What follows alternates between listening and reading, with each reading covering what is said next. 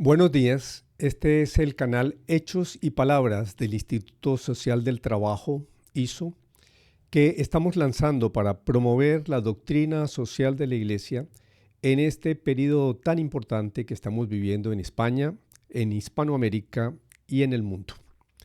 Ya sacamos un primer programa introductorio sobre lo que es la doctrina social de la Iglesia y un breve panorama histórico de lo que ha sido en el último siglo y medio.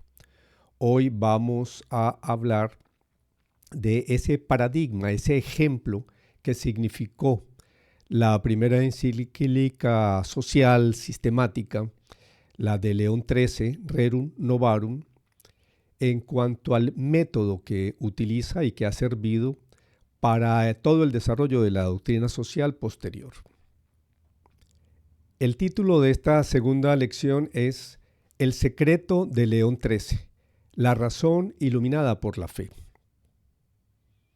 Recuerden que estamos hablando del siglo XIX, finales del siglo XIX, Rerum Novarum, que significa sobre las cosas nuevas, y el Papa hace un recuento de lo que ha sido el siglo, lo que ha sido la revolución industrial, los avances científicos y tecnológicos que han permitido entonces el desarrollo de la economía como no se había visto anteriormente, la aparición de nuevas clases sociales como son los trabajadores o proletarios y la clase de los propietarios de los medios de producción, los empresarios, los conflictos que hay entre ellos por la explotación de los trabajadores y las revoluciones políticas que caracterizaron el siglo en la creación de los nuevos estados nacionales, entre otros. Entonces, en medio de toda esta situación, ¿cómo llevar lo que es el depósito de la fe a iluminar las nuevas situaciones para ver cómo actuar? De eso se trata entonces la encíclica Rerum Novarum. No vamos a leer la encíclica, por supuesto, pero invitamos a todos a hacerlo. Vamos sí a mirar algunos de los primeros párrafos del número 1, como comienza la encíclica, para ver el tono y el tipo de aproximación que hace el Papa. Dice así: nuestro oficio apostólico nos exige esta encíclica para que resplandezcan los principios para dirimir la contienda, como lo piden la verdad y la justicia. Se trata entonces de ver los principios que van a iluminar la situación. Continúa. El asunto es difícil, porque es difícil determinar los derechos y deberes de los ricos y de los proletarios, de los que aportan el capital y de los que ponen el trabajo. Dice, es una situación peligrosa, porque de ella se sirven hombres turbulentos para incitar a la sedición. Sin embargo, vemos que es urgente para el bien de las gentes de condición humilde.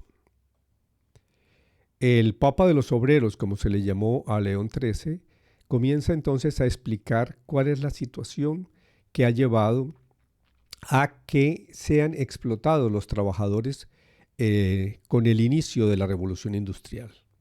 Dice, disueltos en el pasado siglo los antiguos gremios de artesanos y desentendiéndose las instituciones públicas y las leyes de religión, el tiempo fue entregando a los obreros, aislados e indefensos, a la inhumanidad de los empresarios y a la desenfrenada codicia de los competidores.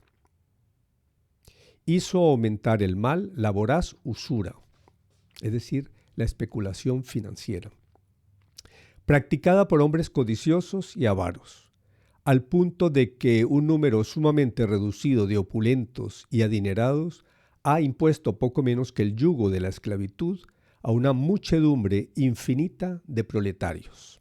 Cierra comillas. Como vemos, se trata de un lenguaje muy directo, muy fuerte y afincado en la verdad de los hechos. ¿Cómo va a responder a esto entonces la Iglesia desde los principios del Evangelio? No vamos tampoco a ver todos los detalles, pero podemos señalar en las soluciones que propone el Papa los principios que se van a ir desarrollando en la doctrina social de la Iglesia, comenzando por la dignidad de la persona humana. De ninguna manera se puede aceptar la explotación de que son víctimas los trabajadores y sus familias. Pero la respuesta, si nos basamos en la dignidad humana, tampoco puede ser la violencia y la expropiación. El Papa defiende lo que es la propiedad familiar, es decir, la solución de los socialistas de la época, que era la expropiación y la propiedad colectiva, no va a resolver el problema, lo dice. Los primeros afectados van a ser justamente los trabajadores que se van a ver privados de su propiedad familiar. Hay un límite a la propiedad, sin embargo, que es el bien común, la justicia social. En aras del bien común también propone a lo largo de la encíclica el papel que debe desempeñar el Estado. ¿Para qué? Bueno, para brindar o exigir condiciones humanas en el trabajo, en la actividad laboral, salarios justos, condiciones respecto al horario y al descanso de los trabajadores, sobre el derecho que tienen de asociarse y el derecho también que tienen a participar en la propiedad de las empresas, forma de cooperación. Pero el Estado tiene que tener un papel subsidiario solamente, no tiene que entrometerse en todo, sino que tiene que permitir la libre iniciativa de empresarios y de trabajadores. Pero debe regular la competencia de manera de que los empresarios que quieren desarrollar su actividad en justicia social no pueden estar en inferiores condiciones de los explotadores y de los especuladores. Finalmente, la solidaridad. Habla de que no tienen que ser lobos unos para otros, como lo propone el liberalismo anglosajón de Hobbes, sino que se tiene que pensar en una armonía de clases, donde la ganancia de uno no signifique la privación de otros, sino donde todas pueden productivamente ganar. Lo que podemos preguntarnos es, hoy en día, más de un siglo más después, queda muy claro si nos ponemos a ver todo lo que ha sido el socialismo real, etcétera, y el desarrollo del capitalismo, que el Papa tenía toda la razón. Pero ¿cómo fue que en ese momento se pudo anticipar a los acontecimientos para lograr superar uno y otro extremo? Ni capitalismo, ni socialismo o comunismo. Justamente de eso se trata esta lección, de ver por qué es un paradigma y cómo llega a una solución que está por encima de las oposiciones que parecían insuperables. Entonces no se trata ni de comunismo ni de capitalismo, ni de los progresistas contra los reaccionarios. No se trata de tomar partido, se trata de estar a un nivel superior. No en el intermedio, sino a un nivel superior que permite tomar las semillas de verdad que hay en un lado y que hay en otro lado y distinguirlas de los errores y de los perjuicios que significan sus desarrollos. Entonces, en ese nivel superior de principios y axiomas se da la superación de los opuestos. Es lo que el compendio de la doctrina social de la Iglesia ha llamado una razón iluminada por la fe. El compendio, como ustedes saben, fue hecho en los últimos años del pontificado de Juan Pablo II, justamente para resumir de una manera más sistemática lo que había sido el desarrollo de la doctrina social a lo largo del último siglo. ¿Y qué nos dice el compendio en el número 75? Dice así: la fe y la razón constituyen las dos vías cognoscitivas de la doctrina social, siendo dos las fuentes de las que se nutre. Por un lado, la revelación, y por otro, la naturaleza humana y la historia. El misterio de Cristo ilumina el misterio del hombre, de manera que da plenitud de sentido a la comprensión de la dignidad humana y las exigencias morales que la tutelan. Este párrafo es particularmente importante. La doctrina social es un conocimiento iluminado por la fe que, precisamente porque es tal, expresa una mayor capacidad de entendimiento. Da razón a todos de las verdades que afirma y de los deberes que comporta. Puede hallar acogida y ser compartida por todos, en diálogo cordial con todos los saberes. Es decir, es una razón abierta a las ciencias. Pero tiene que partir de la fe. Eso no significa que está dirigida solamente a los creyentes. También en sus resultados está abierta a la comprensión de todos y puede ser acogida y compartida por todos. ¿Se está alejando la Iglesia de su misión al preocuparse de los problemas sociales, económicos o políticos? De ninguna manera, porque si lo hace desde la fe, está cumpliendo su misión. Así lo dice el compendio en el número 64. La Iglesia, con su doctrina social, no solo no se aleja de la propia misión, sino que es estrictamente fiel a ella. Lo sobrenatural no comienza donde termina lo natural, sino con la elevación de éste. Es muy importante el término elevación, porque estamos hablando entonces de un nivel de comprensión más elevado si utilizamos una razón iluminada por la fe. La redención, dice en el número 65, comienza con la encarnación. Y este es uno de los problemas justamente para entender el justo papel de la doctrina social de la Iglesia, la encarnación.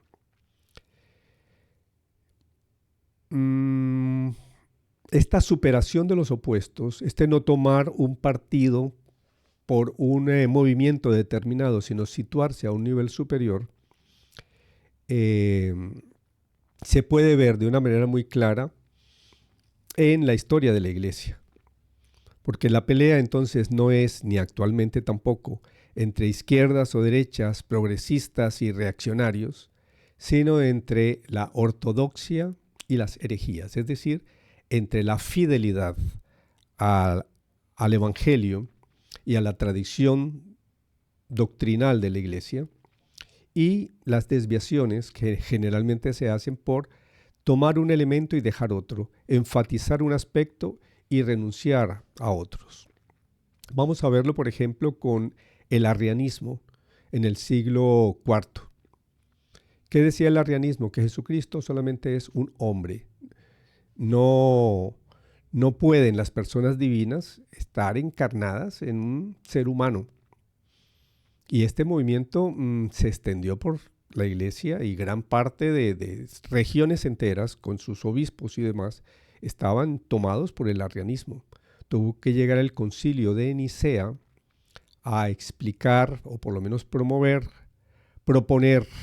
más allá del misterio, proponer que Jesucristo es verdadero Dios y verdadero hombre. También existía la herejía opuesta, el docetismo, que decía que de ninguna manera se puede pensar que Jesucristo era verdaderamente un hombre, porque lo divino no puede hacerse humano más que en forma de fantasma o de aparición.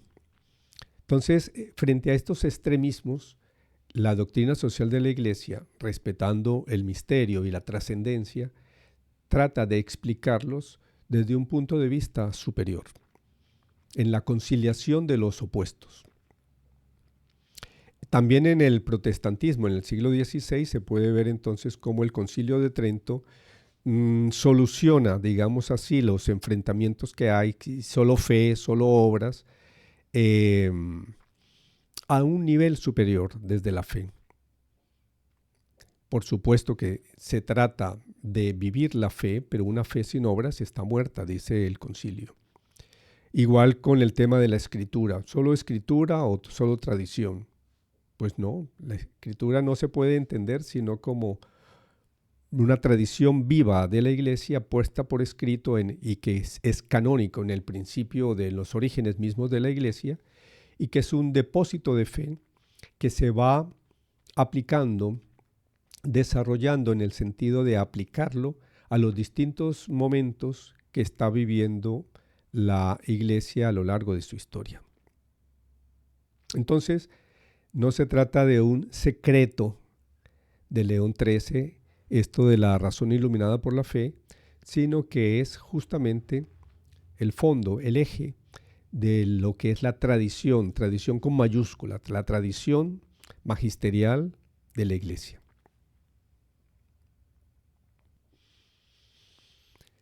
Lo que sí es un secreto es qué hay detrás de esta teología del Papa León XIII, porque detrás de toda teología o reflexión sobre la fe hay una base filosófica. Y Rerum Novarum, además de citar, en la mayor parte de los casos las citas son de la palabra de Dios, de la Escritura, el resto de citas es una de un padre de la Iglesia y el resto todas de Santo Tomás de Aquino. Entonces Santo Tomás de Aquino es muy importante para entender este carácter paradigmático de las encíclicas del Papa León XIII. La primera encíclica del Papa, antes de la Rerum Novarum, en el año de 1879, un año después de que llega el pontificado, se llama Aeterni Patris, del Padre Eterno, y es sobre la restauración de la filosofía cristiana. ¿De qué se trata? De revivir la filosofía cristiana según la mente de Santo Tomás de Aquino. Y dice, entre otras cosas, lo siguiente. No solamente se han de considerar los hechos y contemplar la naturaleza, sino que de los hechos se ha de subir más alto para conocer la esencia de las cosas, para investigar las leyes a las que obedecen, los principios de donde procede su orden y unidad en la variedad y la afinidad en la diversidad. Es maravillosa cuánta fuerza, luz y auxilio da la filosofía católica si se enseña con un sabio método. Así nos dice Aeterni Patris. Cuando habla de un sabio método, también está diciendo que hay que ir a las fuentes. Hay que ir directo a Santo Tomás de Aquino, más que a los desarrollos posteriores de la escolástica, que en muchos casos lleva a filosofías formalistas, oscuras, pesadas, que no solucionan, no dan respuesta a la situación. Hay un antecedente que es la Escuela de Salamanca en el siglo XVI. Justamente lo que hace Francisco de Vitoria y sus seguidores en la Escuela de Salamanca es ir directo a Santo Tomás de Aquino para conocer su cosmovisión y su método y aplicarlo a las situaciones nuevas, totalmente inéditas que se están viviendo con la modernidad. Añade el Papa León XIII en Aeterni Patris. El doctor Angélico, es decir, Santo Tomás de Aquino, indagó las razones y principios de las cosas que encierran semillas de infinitas verdades, y habiendo empleado este método de filosofía, consiguió vencer los errores de los tiempos pasados y suministrar armas invencibles para refutar los errores que se han de renovar en los siglos futuros. Es decir, está hablando de la actualidad, de la cosmovisión y del método que utilizó Santo Tomás de Aquino en el siglo XIII. Finaliza diciendo esta parte, además distinguiendo muy bien la razón de la fe y asociándolas de forma armoniosa, conservó los derechos de una y de otra.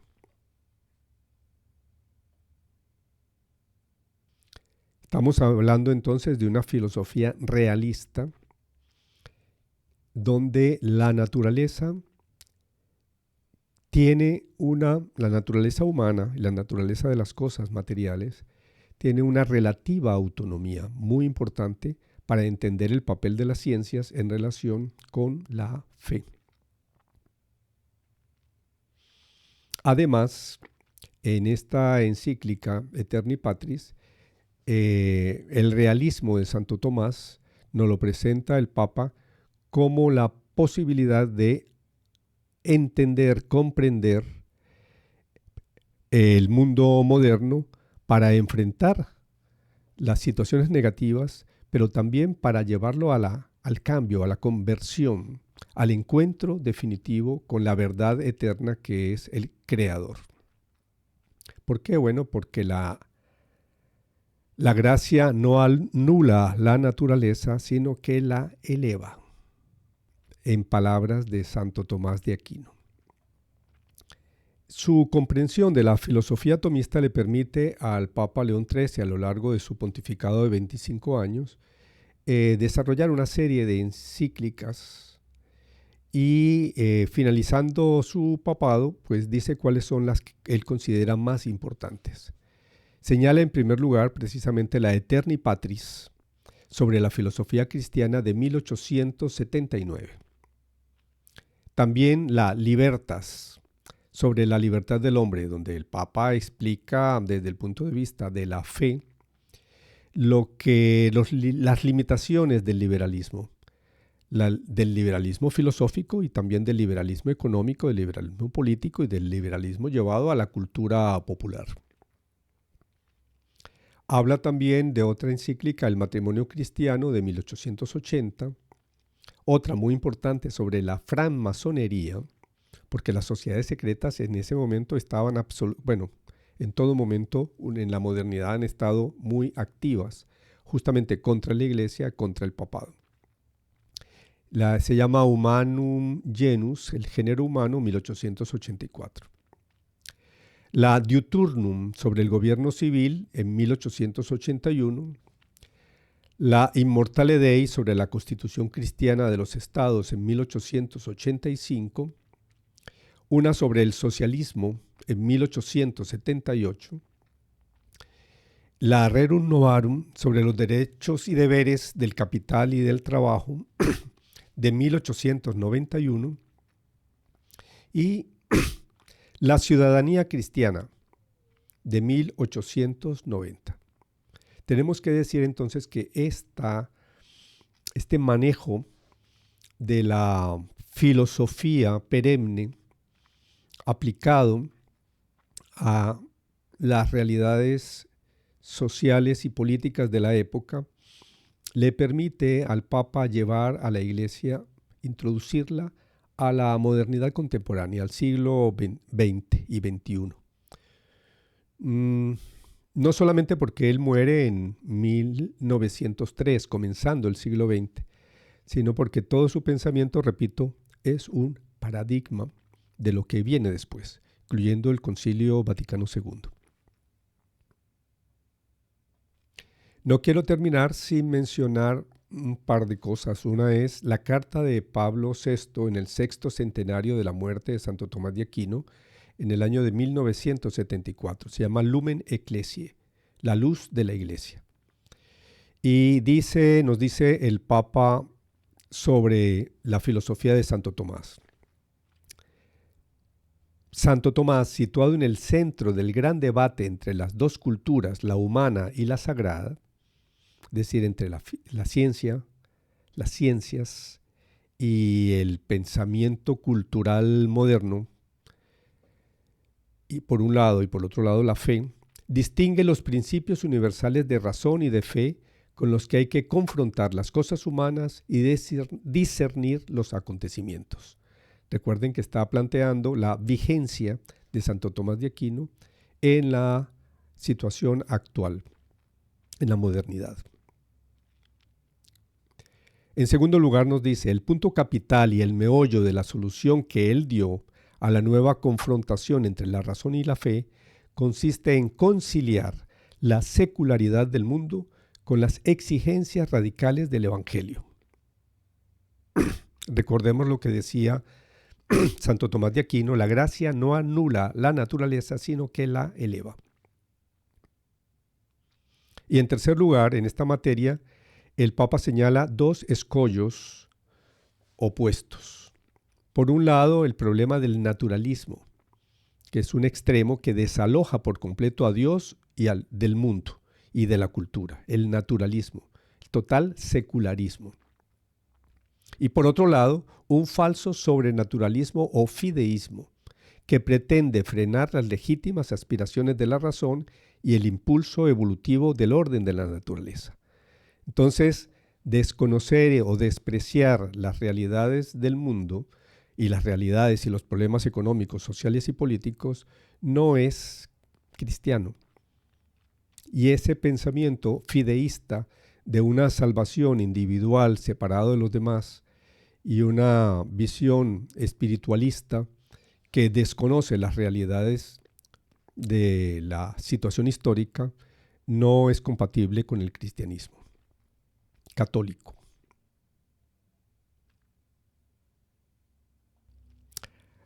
Hablamos finalmente de la cultura católica del padre Aníbal Fosbury, fundador de FASTA, la Fraternidad de Agrupaciones Santo Tomás de Aquino, a las cuales yo pertenezco.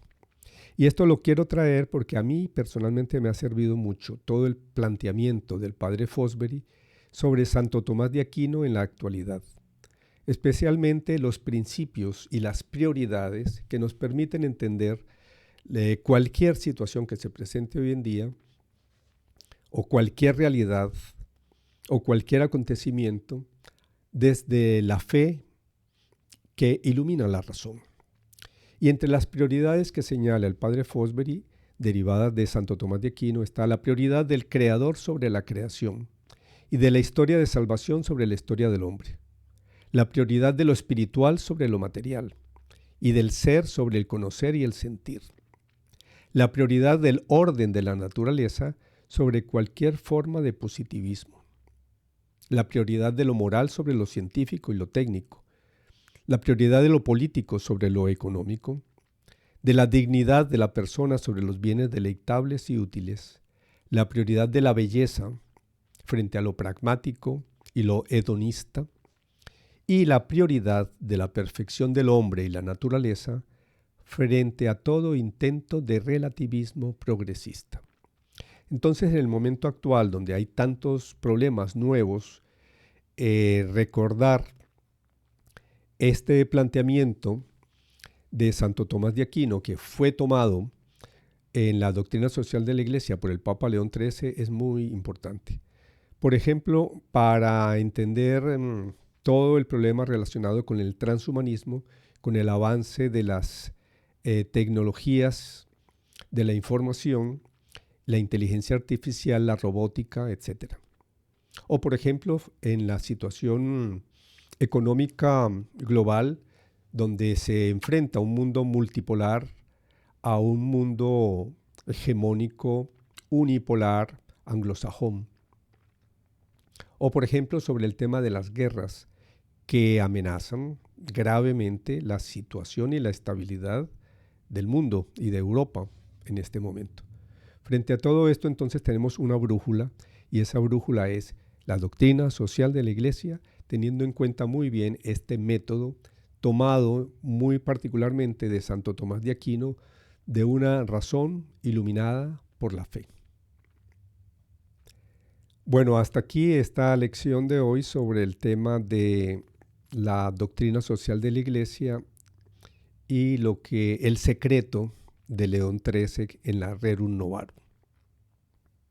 Los invitamos para que participen de este canal, lo den a conocer y para que nos respondan haciéndonos sugerencias,